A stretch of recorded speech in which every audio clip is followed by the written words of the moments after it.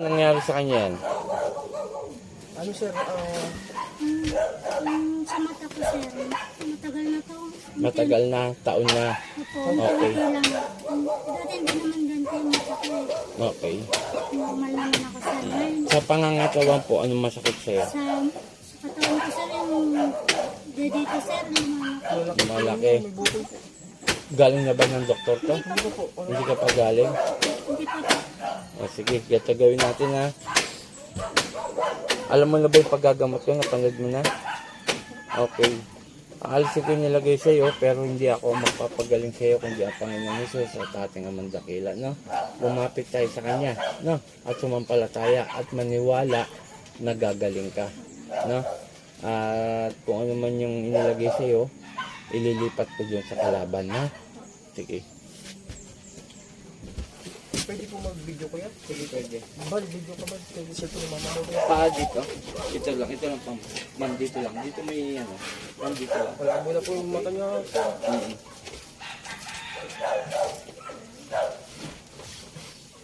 Ito, papel lang to ha. Masasaktan ka rito kasi may karga ka. Ang isang taong walang kulam o anuman, hindi ka masasaktan dito kahit abutin tayo ng isang taon. Kaya lang sa mga oras na to, masasaktan ka dito. Ha? Isipin mo natutulog ka lang ha. At iaalisin ko yung nilagay sa'yo. Kung hindi makapasok, ako nang bahala. Ha?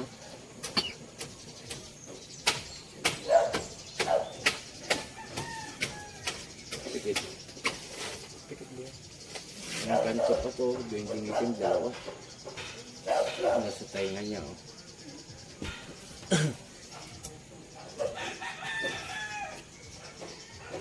Satur, Arepo, Tenet at Rotas, yung gumagambal sa babaeng ito, mag-usap tayo sa Espiritu ng Diyos, Diyos na lahat, Diyos na kinakatakutan sa perno. Ang sabi sa Das Camara Eloes, sa bawat Elayaba, Ela, Ao. Puh! Alisin mo, nilagay mo rito ha. Aalisin mo. Aalisin mo ha.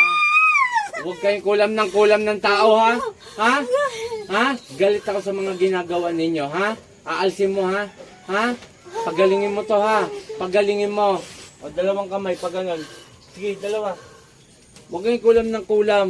Ayoko nang ganyang ginagawa nyo. Gagaling to. Sagot.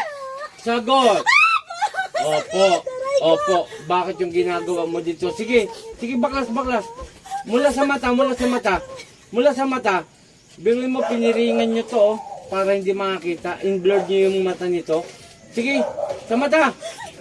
Tanggalin mo yan! Sige ba? Kaibigan ka lang? Kaibigan mo ka? Kaibigan? Hindi. Hindi mo ka ano-ano. Ah, sige, baklasin mo. Sige pa. Sige pa, kunti pa. Gagaling to, ha? Ha? Sige, tanggalin mo. Sige pa. Uulitin ko, huwag kayong kulam, ha? Ha? Ha? Opo. Sige, tanggalin mo lahat yan. Sige pa. Hanggat hindi ko siya sabing tumigil, huwag titigil, ha?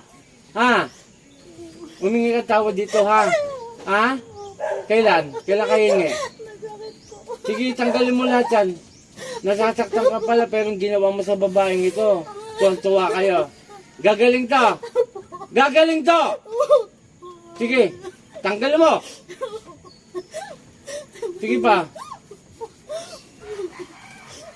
Sige, tanggalin mo. Kilala mo ako hindi? Hindi. Ha? Kilala mo ako hindi? O magpapakilala ako ha? Ako si Apo Chalin, isang manggagamot. Ayoko yung tinitiran yung mga namumuhay lang na maayos ha? Ha? Sige. Sige. Baklas. Huwag mong babalikan to ha? Ha? Ha? Sige ba? Kakilala mo lang to. Kakilala lang. Ha? Sige pa. Ayaw mo lang. Sige, binabaklas ko eh. Huwag kang papaano, hindi siya yan. Gagaling na to ha? Ha? Opo. Huwag nang tira ha? Paano kaya harap sa ating Panginoon kung ganyan ginagawa niya? Sige pa, kunti na lang. Kunti na lang. Sa mata.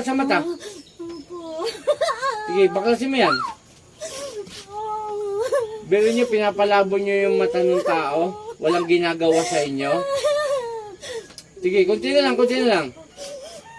May tanong ako, inggit galit. Nainggit o nagagalit?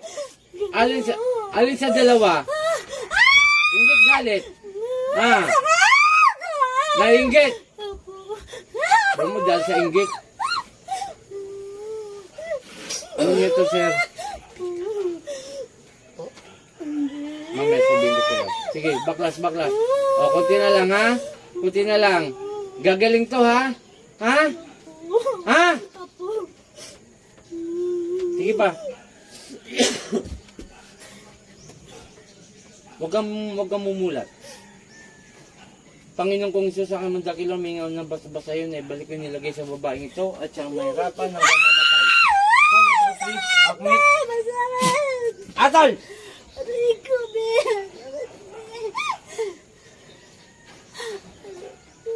Sa ngalan ni Jesus, amang dakila gito. Pakiramdaman mo sarili mo ngayon, ha? Sige, inumin mo to. Inumin mo. Tapos yung sa mata mo kung nawala yung blurred.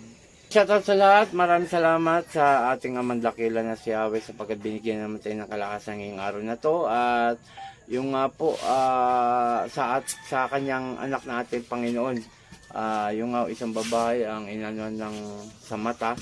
Tapos sa kanyang dibdib pinalaki po. Okay, shoutout kay Apo Marvin, Aporcita. At pakishare ang ating mga video nang sa ganun po marami po makapanood na bago sa public para po tayo matawagan sa ating cellphone number. Maraming salamat po mula akong Team Apo Eric Apochalin. Magandang umaga. Puh!